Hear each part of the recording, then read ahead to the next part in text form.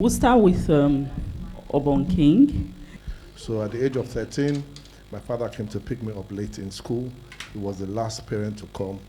I was so upset. I was pained. I thought they didn't want to come and pick me.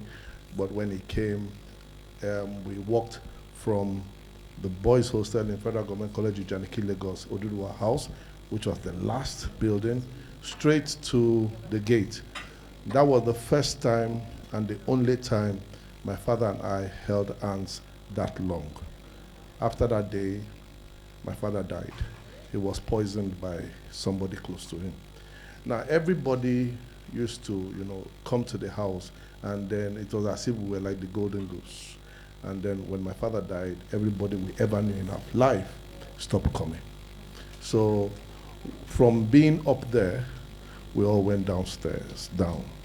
We used to live in a 3-bedroom flat in Maryland, and then my mom did not go to school. My father had a second wife, so everybody came together. My father did not have assets. All he had was a 504 SR, registration number LA3069MC. And then we sold the car, 504. We sold the car for 11,000 naira. Gave my mother 6,000 naira. She's the senior wife. Gave my stepmom 5,000 naira, and they said to your tent, O Israel. So my mom and the 4 of us, 5 of us, 5 children and my mom, we moved to a face me, I slap you house. First of all, that was a shocker.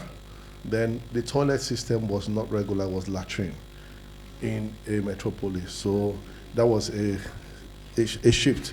Now, our kitchen was a common kitchen, bathroom was common. So that was a big shocker in my life.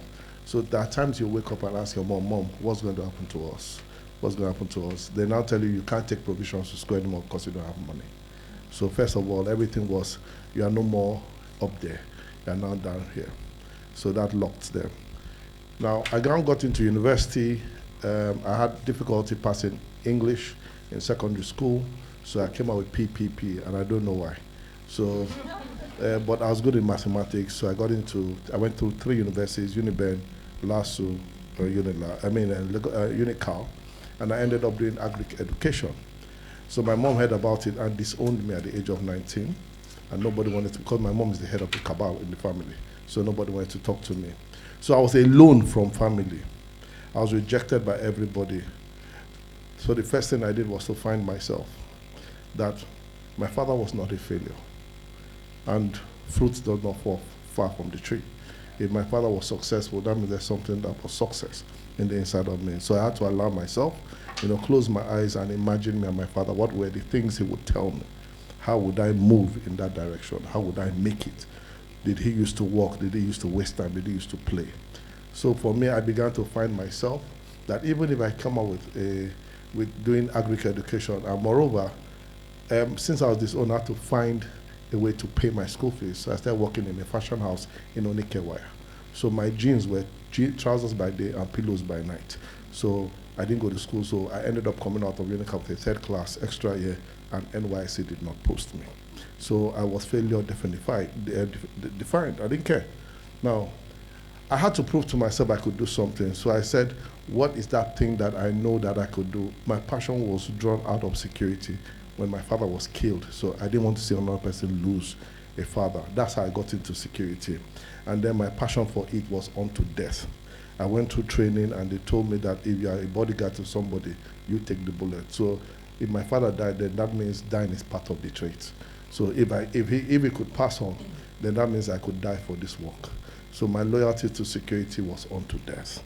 I did not know that taking it as a passion really drove me to the depth of it. The taste of the orange is not at the top, it's 1 inch deeper.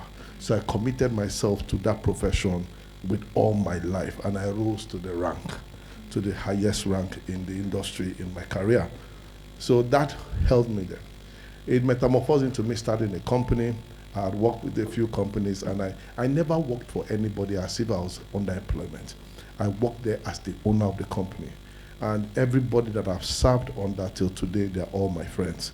And I still pay homage to them because I never worked for money, I worked for training.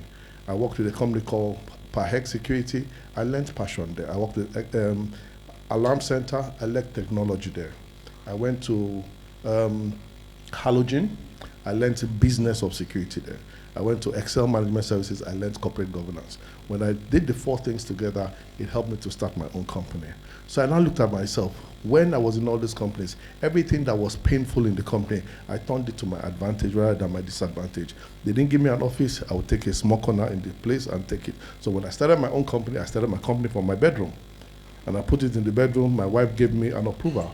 Said, turn the bed. So I used to hear this statement from bedroom to boardroom. So my bed was on the floor here. My boardroom was just 2 steps away. So that's my own definition of bedroom to boardroom. Now, I did it. I put my target up there, and I had my target everywhere. So I used power visualization. I looked at it. The more I kept saying that my target was 100 million, 100 million, 100 million. When your target is defined, direction will appear. So that now moved me to the kind of industry of security that I wanted to do. And I focused. I gave myself a target, and I gave myself a time.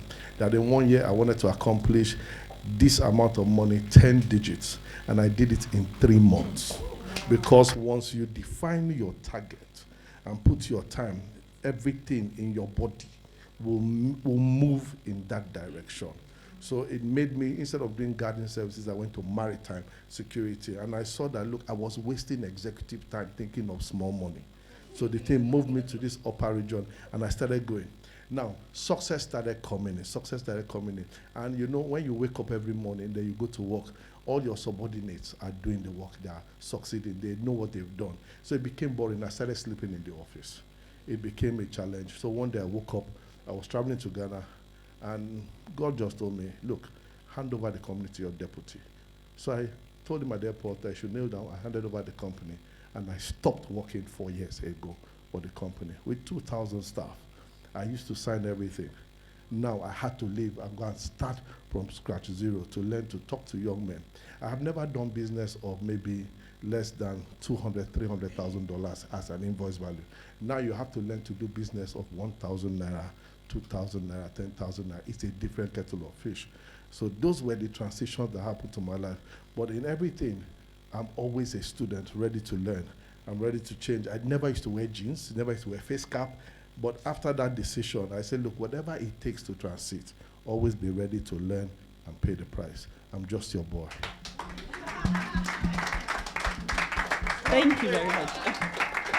You actually have 3 more minutes. No, you used 7 minutes, so you still have 3 minutes.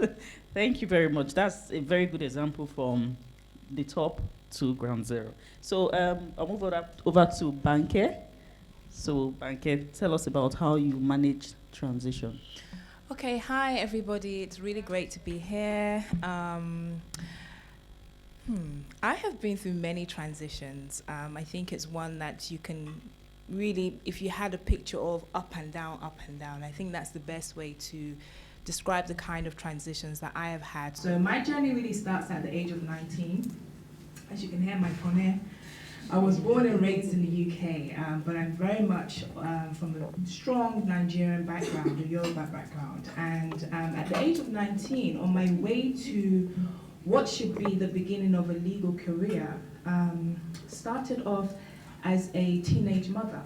I got pregnant just after completing my A-levels. I was about to start my first year in university as a law graduate. And I fell pregnant, and it was a complete disaster that I had to go and tell my parents, Mom, Dad, this is basically what's happening. And I'll never forget the day I was on my way to school with my son. My son was about 4 months, and I had put him in the childminders. And on my way to school, I was on the bus. I was running for the bus, actually, with the pram. And I was a hot mess because I was trying to get him to the minders on time and get to school on time for my lectures. And I remember finally making it to the bus, getting onto the bus. And I heard a woman say to me, say out loud with irritation, all these bloody teenage mums. And I will never forget that phrase because it made me so determined that although it looks like I've messed up by having a child at this age, I'm going to make it. And that really became the catalyst for much of who I am today.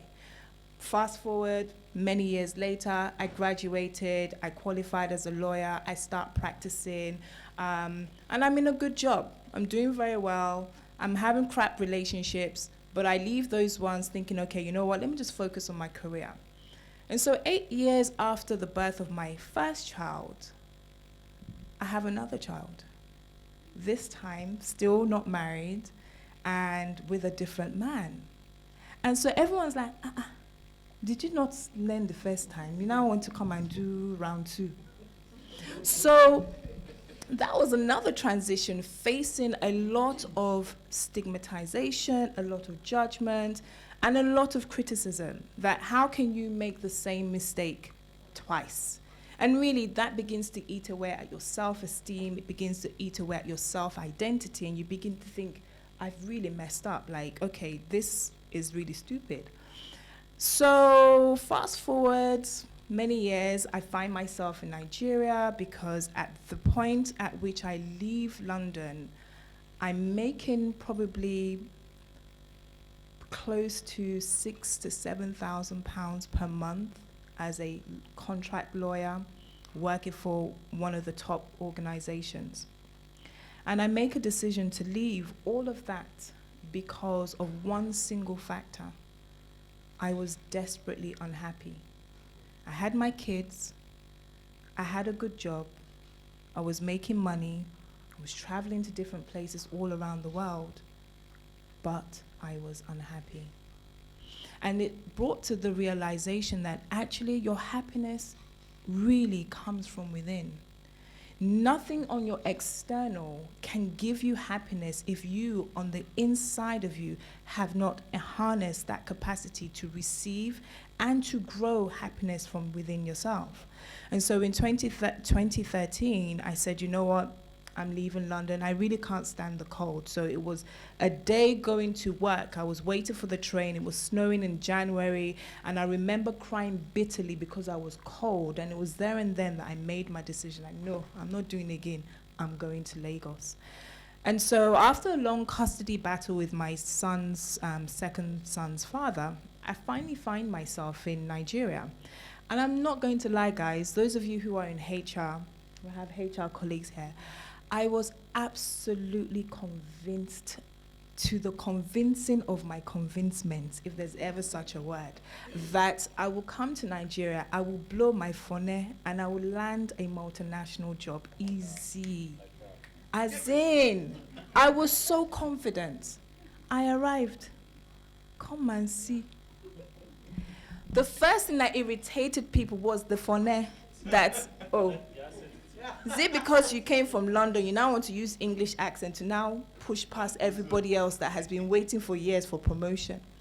And so my reality was that actually, what is your identity? Who have you identified yourself as? Is it your education? Is it your accent? Is it your money? Is it your background? And so that was another reality check that kicked me into another level of transition where I had to go on a self-discovery journey. I had to figure out, who am I? Why am I here? What is my purpose? And so that began a very long up and down winding journey to find who I was and what I am here for. And so although we look at Nigeria as this big place of chaos, in this chaos, I found my purpose. I found my reason for living. So everything kind of starts, finding its way, leveling out, and by now I am in my 30s, late 30s, as a single mum, although my kids are now growing up. And so those of us who have been long-time single here, now we'll go to church, prayer request, Father Lord, bring the husband, do this, we'll fast, we'll go to every women's event, that this is the year that we'll get married and all of that stuff. And so my time came. After waiting and praying and everything else, I met an amazing man. Tall, dark, handsome, just, the ones that we like now. Yes, so I got married in 2017 on my father's birthday, which is the 10th of June. And it was the most, the most celebrated event of all our family events, because I was the last person to get married. And it was like, praise God, though, she has finally gotten her life together. She's now going to be a respectable wife and all of that stuff. And it goes well for like the next 8 months, right? Happily married, feeling cool, sharing testimony up and down. And then I'm on the bus one day in February 2018 on my way home from London. I had flown to London for a week, and I'm on the bus, heading home to get my stuff, to go onto my plane, to go back home, meet my husband and my family. And a phone call comes from Biggie. And Biggie is really not really the kind of person that needs to be calling me, because me and Biggie, we don't have anything to do with each other for him to be calling me. And so we have this frustrating conversation where he's calling me, network is breaking down, and I really can't really figure out why he's calling me, but I know that there's a reason why he's calling me.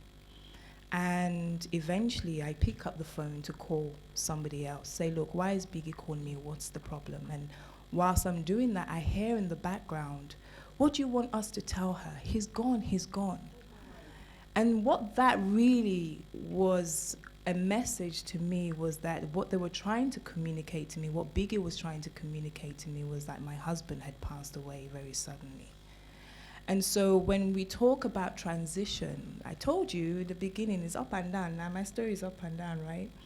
When you talk about transition, the one thing I have learned in all of my up and down is that the ability to accept your situation, embrace your changes, and be willing to allow God to lead you to your next phase is one of the most critical components in order for you to make it through your transition. And one thing I learned in all of that is that when you hold on to something so tightly and you have an inability to let go of it, you do yourself more damage than you actually do healing. And it's now almost 2 years in February that my husband passed away, and here I am. Am I fine? Yes. Am I okay? Am I making sense? Yes. So what does that tell you? And I think it was mentioned earlier on that this too shall pass, meaning situations and seasons will come and difficulties will arise and ups and lows, but it shall pass. But it will only pass if you are determined to let go of the situation and allow yourself to receive something higher. Maybe not the same, maybe not the exact. I mean, I'm not married, again. I'm not sure if I will. But I have received so much more. I have received inner peace, happiness. I've received a purpose that impacts the lives of many women across this country and across the world. And so that is my story of transition. I like to call myself the bounce back queen, because I really do give a good bounce back. Thank you very much, Bounce Back Queen, for sharing how you used your situations to identify yourself and fully know yourself. So I move to Yemi Fashel. So kindly tell us in 10 minutes how you managed transition.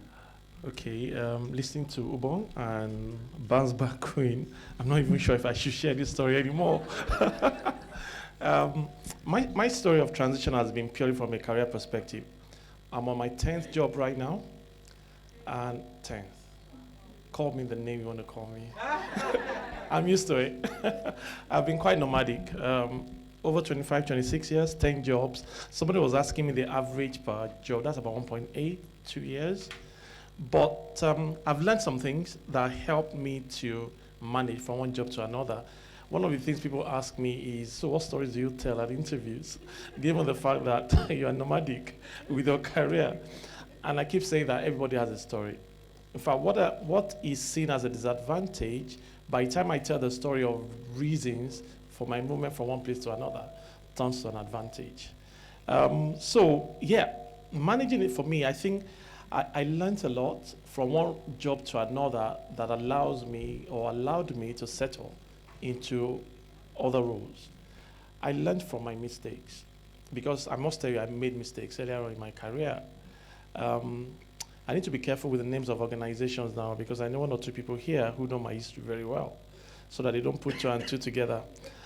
So, I mean, there was a time I worked and I joined this organization and I was quite boisterous, happy, lively, HR guy. If I say the role now, someone like Zeo would know the organization and all that. And I was the go-to person in that organization from an HR perspective. But what I didn't realize was I was taking the shine off my boss. So I learned quickly, not immediately after losing that job, that my job was to help my boss shine and not to take the shine off my boss. So it went on for a while, but I wasn't too politically savvy to realize that the cheese was moving. But gradually, a very, very nice relationship was almost going to, I want to see you, yeah, I'll see you later, 1 week, 2 weeks, no conversation with your boss. Almost like, Shibi, it's you everybody wants to talk to. Why do you want to talk to me, you know? Eventually, I left my function in HR to go do sales, and it was because of that friction. It was because of that friction with my boss. Though it was a very valuable experience, 1 year to my career journey, going from HR to sales, it wasn't scripted consciously. It was because of the mistake that I had made in my career. So I learned quickly that the job of an individual or an employee in the team is to work with the boss, to get the boss to shine, rather than take the shine of the boss. That's number one. That was just an example of one of my mistakes. I learned from failure, my own personal failure.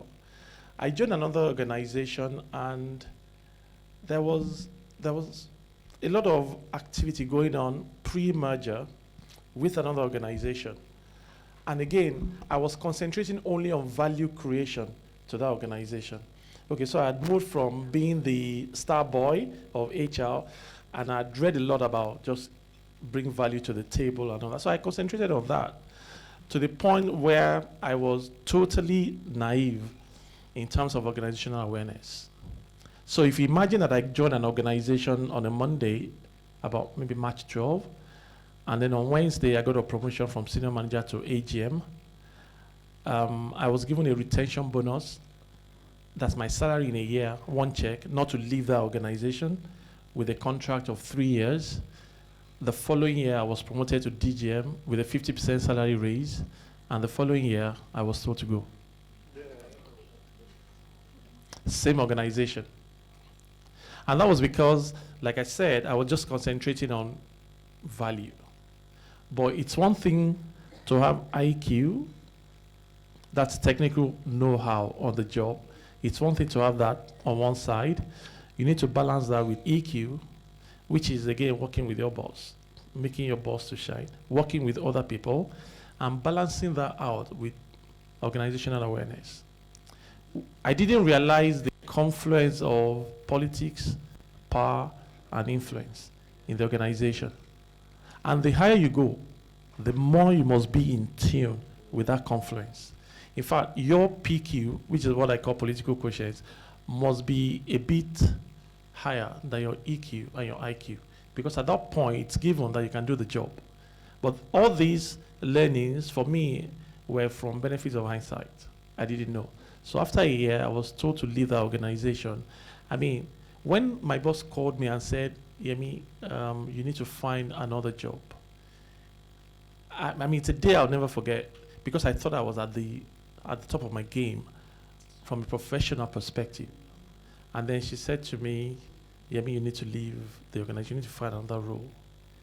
It was an immediate collapse of your world right in front of you, but I think I was a bit lucky. I wasn't given a letter to leave immediately. I was told to find something else, and it took me 9 months to find another job. Now, those were 9 months of sleeping and not being sure the next day if you're going to be told, okay, have you not found something else? You should go now. And I didn't tell my wife at home. I did not, because this is me. I still think so, that it's better for me to not allow her go through that motion with me, right? So I didn't tell her, but I was going through options. Somebody was talking about options. We need to always look at options. So CVs were out and all that. It took 9 months. But the good thing about it for me, also, what I learned was the candor with which we handle adversity. It makes a whole lot of difference. I learned that the only way to add value is self-development. I did say a couple of weeks ago on Twitter that if you're not in love with self-development, then you're cheating on yourself. What we knew yesterday is not going to be what's going to take us ahead tomorrow. Absolutely not. Especially in the world that we are today, this VUCA world, that we all talk about. So there must be a constant hunger for us to do things differently from what we did yesterday. Otherwise, there are 1,001 people, in fact, 1,000,001, given our population, who are doing exactly the same thing today. But the only way to stay ahead of the game, I learned, was to constantly develop and therefore be able to be in a position to add value to the organization. So those were the major learning points for me as I transited from one role to another. There was a time when I did 6 years in a row without promotion. No, 6 years in the same organization without a promotion. But what I didn't do was to remain on a role. I did 3 roles within the 6 years, but on the same grade. And for me, that was growth. For so many other people, it was murmuring and complaining and groaning, and they were doing the same thing. But after every 2 years, rather than not necessarily looking outside of the window for another role, I was looking inwards to see what else I can do within the same organization. So lateral movement, I found out, is another way to grow horizontally, but not too many people take advantage of those opportunities. So it's not to just say that we're unhappy with what we're doing right now. There must be some level of in-depth analysis from our perspective, what's working, what's not working, what are the opportunities, what we've learned in the past, so that we can move on to the next level. Thank you. Thank you, Mr. Yemi. 10 jobs in how many years, please? About 25, 26 years. Okay, thank you. All right, so while I move over to Zeal, I'm not going to call your other name, don't worry. I don't know if we have any questions for... Sorry? No, it doesn't. I can't dare it. So if we have any questions, we could come up with our questions and submit. Yes. So you give it to him. So, Mr. Zeal, not the other name, just within 10 minutes, how you managed transition. Thank you. Okay. Don't worry, I'm not going to talk shit right now. So I was taking some notes as everybody was speaking. I'm not going to discuss my transition. I've given the highlights already. No point going into detail on that. But I'm going to discuss something else. For me, transition is time. Yeah, that's what another word for time is. A time where it implies it doesn't imply you're doing nothing. It implies that you're changing. It's like a coach made me write about a butterfly. While it's in the cocoon, we think it's doing nothing. It's transiting from one state to another. Now, that's what a transition is. How do you use that time in between when you're moving from one state to another, whether it's from up, down, up, laterally, whatever it is, you're transiting. So it's time, it has value. Dr. Osah said something. He said, we're human beings, not human doings. And I've spoken about this. Interesting he said that because I tell people it's a command. The command is human, be. The question is, and then we say it as in, what are you? So I'm a human being. And I ask people, being what? What are you being? So, Banker said she found purpose. Personally, I learned during my transition that it was not profitable for me to find purpose. It made more sense for me to build purpose. And there's a slight difference. The difference is, if you want to find something, it presupposes subconsciously that the thing exists. If it exists, it means you had no role in its existence, in its creation. And you just need to go out there and find it. When you build purpose, it presupposes what? It doesn't exist. at all. And so if it's going to exist, you need to start now. If you're finding you're more or less helpless towards what it is you're looking for, it's there, it's somewhere, somebody has done something, I just need to go and look for it. You're going to be looking and looking and looking, and if I find it, how do I even know what I'm looking for? But if you build purpose, it tells you, you're telling yourself, I have nothing, right? That's ground zero. I'm here, I ain't got anything. But who said that? I don't have anything. So what do I want? It forces you to internalize quite a bit. And so what I did during my transition, it was with the help of Coach, I looked at my background. My background painted a picture. It painted a very, very specific picture. And what was that picture? My parents got separated when I was 8. And they lived apart. They finally got divorced in 1991. Then I went to university. I studied actuarial science. It's the mathematics of finance as it applies to insurance and business. Then I worked with Standard Chartered in Treasury. I went to work with Standard Chartered in Treasury in London, where I was structuring derivatives. Now, these three things sound very different, but they are exactly the same thing. In 1984, as an 8-year-old, my entire existence was around managing the emotions of my parents. I was the only child of the marriage. So I was the nuclear weapon. When my mom wants to hurt my dad, I'm the one. And then they send me to him to blow up. When my dad wants to hurt my mom, psh. So guess what I now do in my business? I trade my time, I trade my intellectual capacity, my intellectual property, and I trade the trust that I've built over 20 years. So when I tell a client to pay me, bold face now, initially you know when you're shaking, now I give a client a bill and I'm looking at him and say, Zeal, how can you, what are you really going to do? So that's my problem. If all I'm going to do is a phone call, why do you care? As long as I provide what you want. And so in that is how I built well, I've not even finished building it, we're still in the process of build, but that's how I built my business. A lot of times I get paid, and honestly, I feel guilty collecting the money. Because I'm like, I didn't really do anything. But what I call nothing is because this is my expertise. Other people have attempted it 10, 20 times over and failed. I had a client were negotiating a mandate, big client. I won't mention so that this man here doesn't. And I charged them 20 million to do something for them. And they came back and laughed. Zeal, you, 20 million. Please, we'll pay you 4. And I was like, well, I'm hungry. I need to pay school fees. I'm not really doing anything. I said, oh, okay. They never signed the mandate. So I did the job. I was doing it for about 3 months, negotiating the mandate. They never signed it. Then they ran into trouble and they never paid me. In that period of negotiating the mandate, another company was doing stuff for them. Not bigger than what I was doing, but in a very similar way. And so one of the people there called me and said, oh, I heard you're also doing so how good, we'll work together, great, you'll bring a lot of value, blah, blah, blah. I hope you're not charging them less than 50 million, no? And I was like, yeah. And I was like, well, it's not up to Sha. It's not as much, but it's not a bad deal. So I don't mind them because these people, we charged them 500 million. And they negotiated us to 50, but we settled at 400. I was like, it's okay.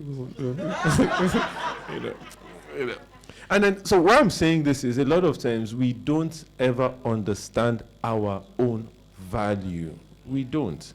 I'm here with Steph who call me, come and speak, come and speak. I will speak. I'm happy to share my knowledge. I'm happy to share my experience. Somebody called me, oh, my client is doing a retreat. Zeal, please, we want you to speak for 1 hour. I know you're expensive, but please, will you manage 500K? Like, for 1 hour. What else am I doing? As in, am I going to strip? Or I said, no. That's it. They said, Zeal, don't try and make, Zeal, please. And they're begging. I was thinking, you will pay me to come and do the talk that I'll talk for free. So in the transition period of being down, one of the things is being able to map what I had been doing my whole life to extract the values and the lessons that I had obtained in that period. I was able to see this is what I'm good at, this is what I'm skilled at, these are the things that come naturally to me, this is what I can do. Then the question is, how do I package that into a business, and how do I sell it? How do I get somebody to buy it? How do I demonstrate? And so when I started, I could have gone to 20 or 30 small companies. I didn't. I've never had more than 6 or 7 clients at any given time, because I want to go for the big ones. I don't want to deal with Oluwalogbo and Sons, because Oluwalogbo and Sons will pay me 1 naira and he will call me at 2 a.m. I don't want. So I want to deal, instead of dealing with 100 Oluwalogbo and Sons, I want to deal with 1 Olam. Olam is my biggest client. I got the mandate January 2018. When January 2020, guess how many times I've been to the office? Wild guess. Nope, none. Never been to the office. Guess how many times I've had a meeting with them? Twice. Once on the initial meeting, once with the bank. Finish. We don't see, we don't talk. They give me a mandate, I do the job, they see the result, they pay me. Is that the best model? No, because now, this month I have to go to the office. I say, don't be angry, I'll carry a gift and all of that. But that's how I want to work. There's some other people that do much better, because my career, he's crucial to my career. I worked in wholesale banking, so I was dealing with big clients. I don't know how to deal with I just don't know how to. I was not trained to do that.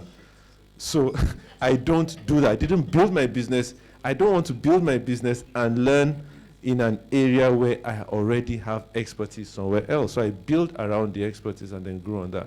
So that's what I did during my transition period. I looked at my life backwards. What did I have? What have I always done? How can I monetize it? What skills do I have? In Nigeria, we like Bali, and so even though I'm very good at this thing, I don't have a paper to prove it other than my CV.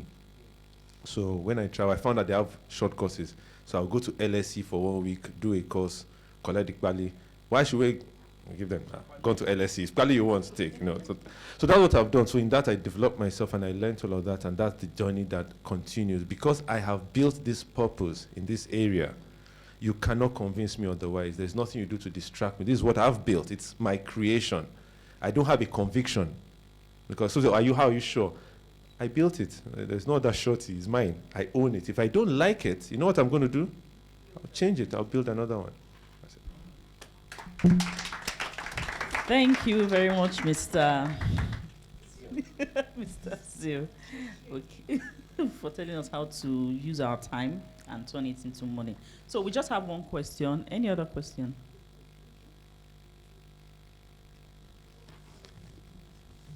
Okay, so this question says, this question is for Banker.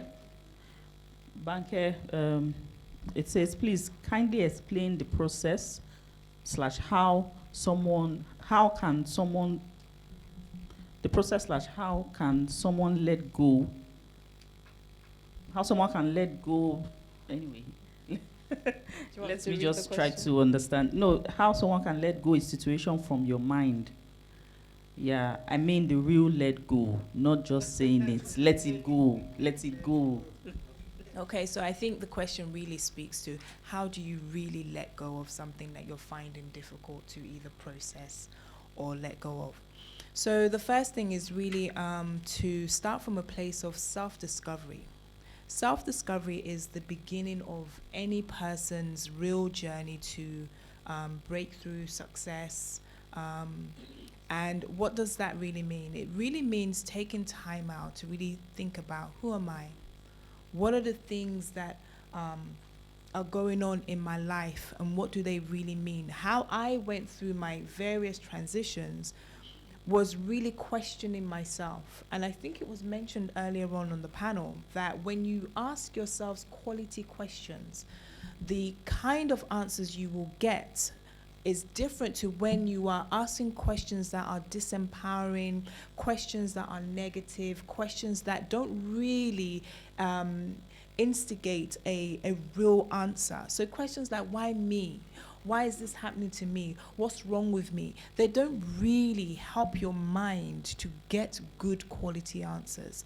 Whereas questions like, what can I learn in this situation? How have I been a participator in the current circumstances that I am? What is the future version of who I want to become, and how do I need to start being that person now? So letting go is about asking yourselves questions as to, number one, why you are actually holding on. You've got to really understand, why are you holding on, and what are you holding on to? And I have a quote in my planner that I created that says, after letting go, I realized that I was holding on to nothing. Most of what we're actually holding on to is nothing. If you look and really introspect, what is it? It's a past emotion. The past has gone. Nothing will ever bring back the years that have gone. And so really and truly, asking yourself, what am I holding on to? Why am I holding on to it? And what could happen if I choose to let go will give you the necessary willingness to let go. It's not an overnight thing.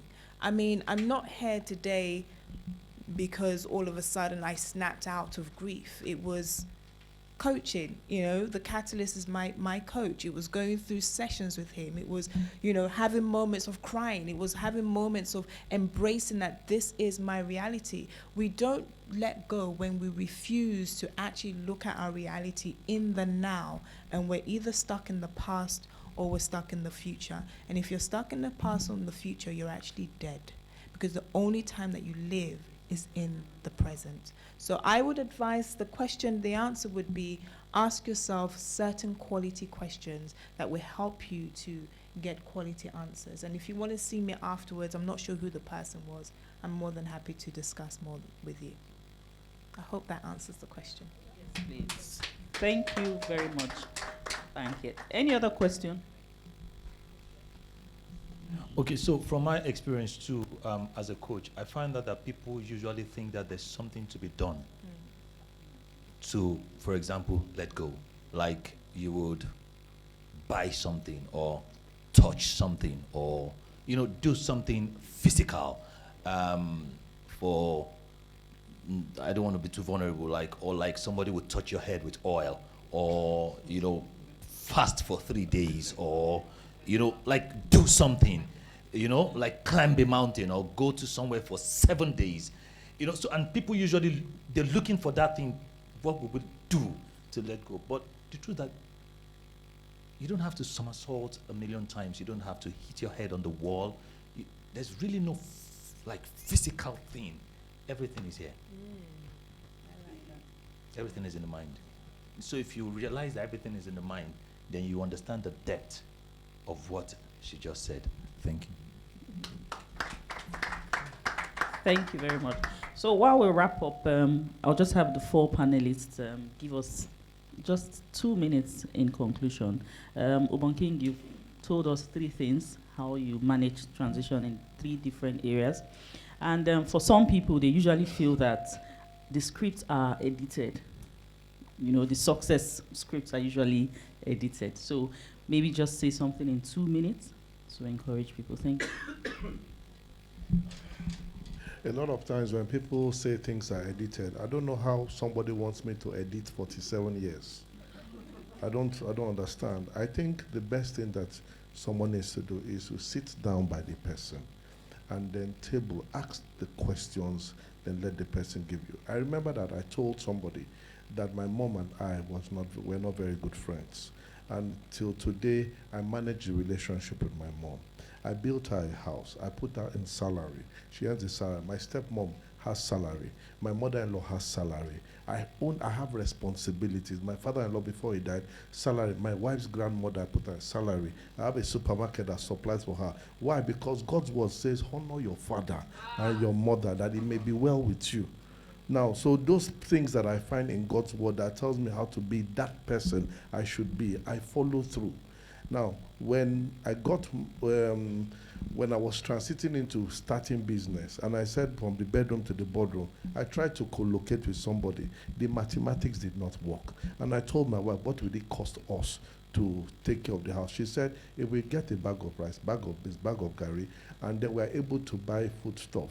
And I said, okay, that's 50,000 naira. Anything above 50,000 naira was investment money. So she gave me that approval, go and battle. I discussed with my wife. So once my wife gave me approval to go to war, anything in front of me is dead on arrival. I will kill it.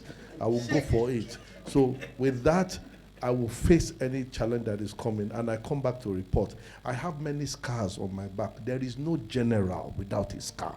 Now, so if you want quick fix, it will not work. It took me 47 years. I have different scars on my face. My front teeth are broken. I went to the dentist. The guy did not know what to do, caused me more harm. I said, so be it. Let me borrow his word. Oh, shit.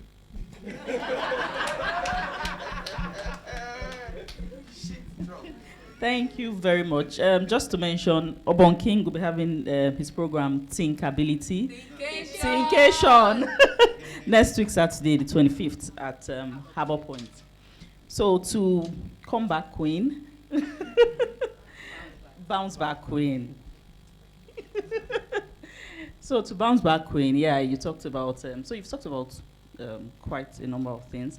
And I remember when we just started, Dr. Osas was talking about, ladies always praying, like, just give me a husband and everything will be fine. Just give me a child and everything will be fine. Just give me a job and everything will be fine. So what do you say? What do you have to say? Because I've seen from your point that, yeah, even from your prayer point was given to you, but life took it, snatched it back from you. So what do you have to say?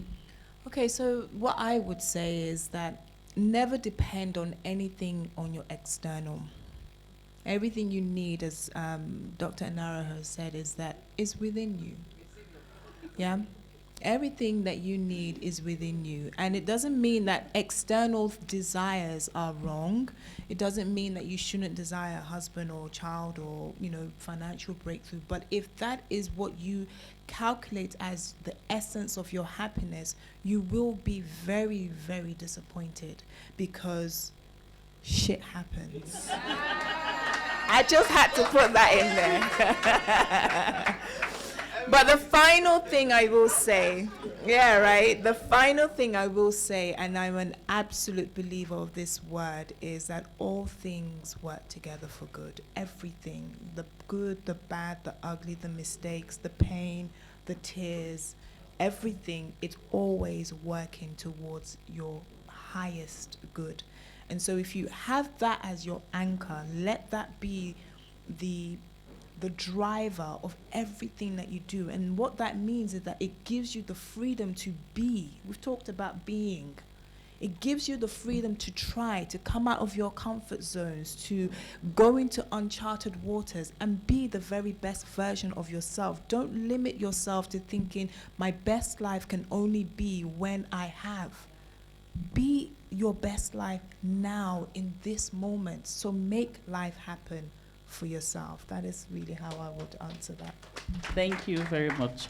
So I'll move to Mr. Yemi, wife. Okay, so you talked about two things. You talked about being politically aware of your organization, but most people will actually call that feferity, so exactly, parapoising. So because we're Yoruba, Igbo, probably that's why there's favorism. Then also you talked about moving from 10 different organizations within 25 years. So I know you've moved from different industries. So how, just in conclusion, how did you manage the expectations? If I'm going to talk about anything, I think from those 10 jobs, I'll probably lay a lot of emphasis on what you talked about, the power of the mind. I'm not going to kid you. 3 of the names of the 10 organizations, 4 now, including the one I'm working at, there were places I saw myself working at before the jobs came. 2 of them, I wrote them down at some point, and then, to use a popular parlance, they came to pass. So I think the power of the mind is so strong in terms of what we want to achieve in the future.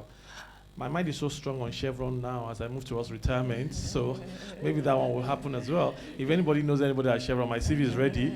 But that's the reality. From a personal perspective, I didn't have a child for 6 years of marriage, but not for one day. Not for one day did I think kids were not going to come. I'm not kidding you. I mean, as in I woke up every day, every month, thinking it was going to be this day or this month.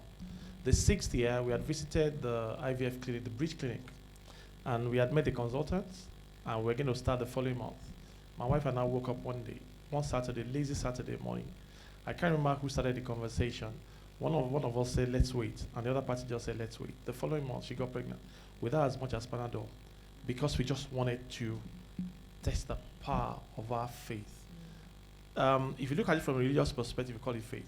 If you look at it from a non-religious perspective, we say the power of the mind. I'm not sure there was anything ever created that was not first created in the mind. Yeah. You've got to be as positive as possible about what you want to be.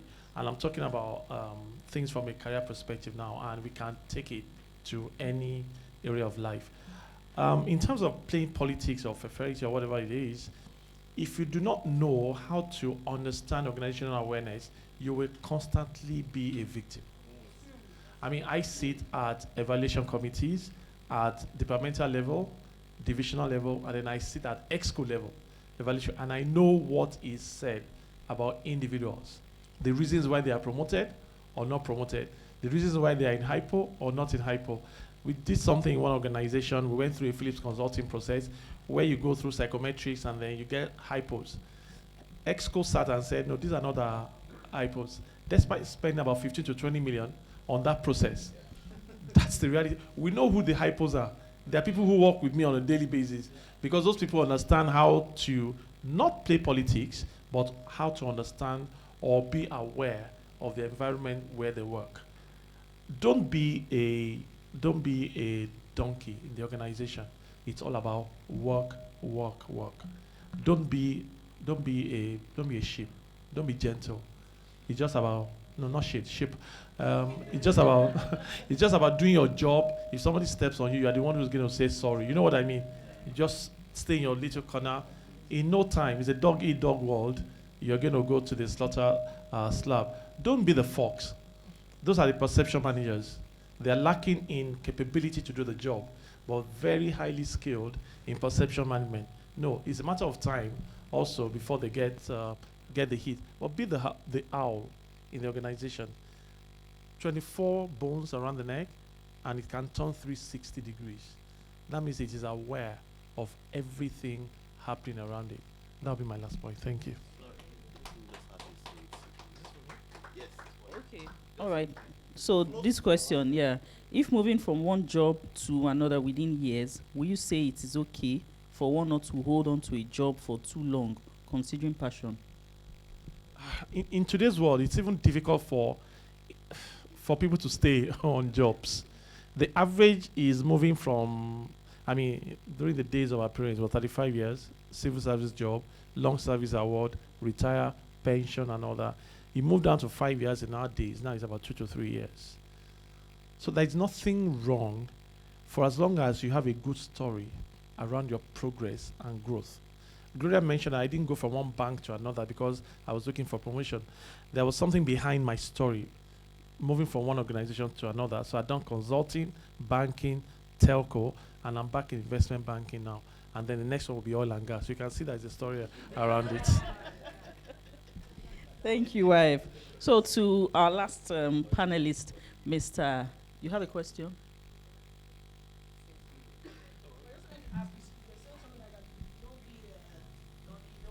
Sure. Yeah. But don't you need a little bit of the donkey, the owl, for a mix? You've answered it. Well, So you know when to be the donkey, but don't spend your years being just a donkey. Anybody with technical capability for this project, you raise up your hand, and that's what you want to do because you think that's the only thing. Of course, when you need to be humble and be respectful, when you need to do perception management, when there's a board meeting or exco, go greet the chair of the board, but don't just make that your modus operandi, leaving performance behind. So if you draw the curve of performance and influence, there must be a balance. Thank you very much. Thought leader, right? Thought leader. Okay, so Mr. Zeal, so I like the way you talked about using our time to make money. I remember some weeks ago, we were somewhere and I think it was Dr. Osa said something about, so we always talk about identity, values, how do we make those things become money? And, yes, okay. And nobody could answer the question. Like, so for you, for instance, what are your values? How will your values transform into money? It was a bit difficult for like maybe 10, 15 people to even answer that question. So what do you have to say in conclusion? Okay, so you were able to identify yourself and now turning your values, turning what you do so freely into money, you know? Best way to answer that is, I have certain beliefs now, and I have learned that beliefs and values must be flexible. And I say that, and people think it means you must always sacrifice them. No.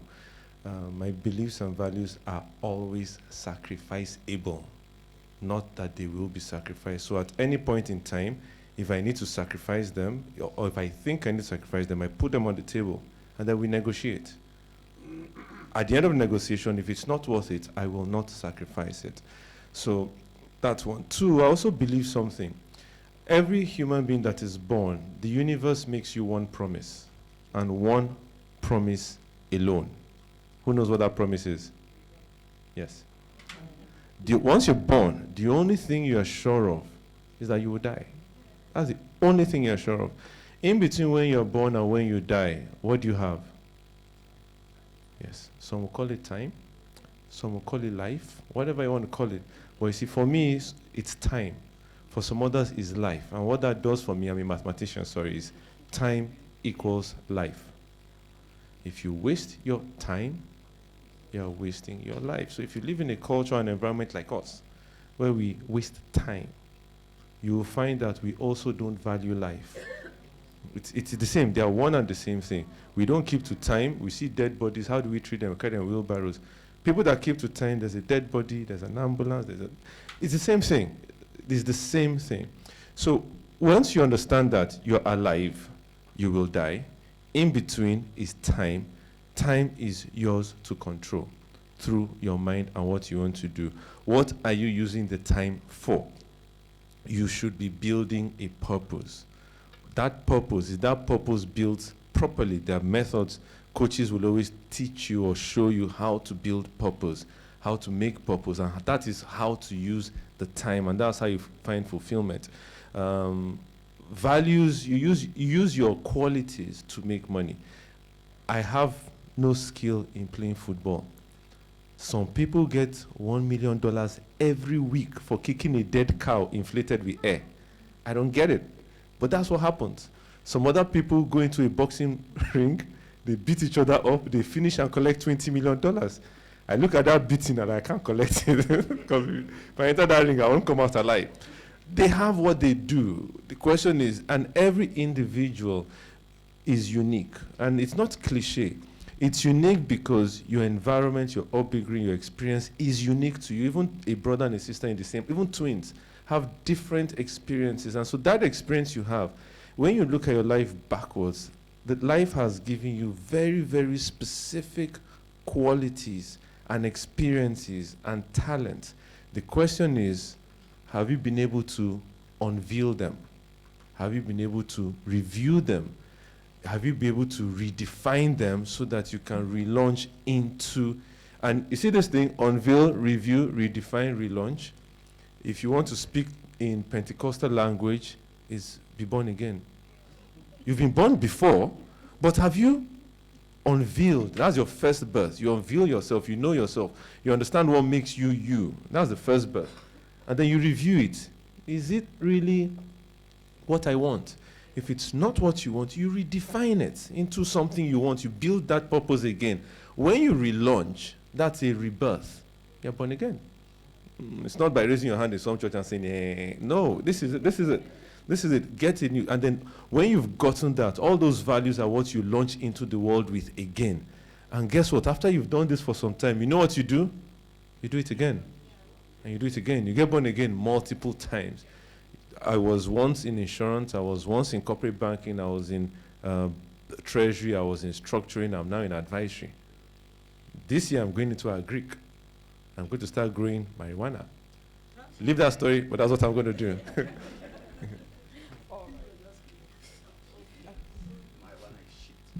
So thank you very much, everybody. And with this, we close the panelist session. Thank you.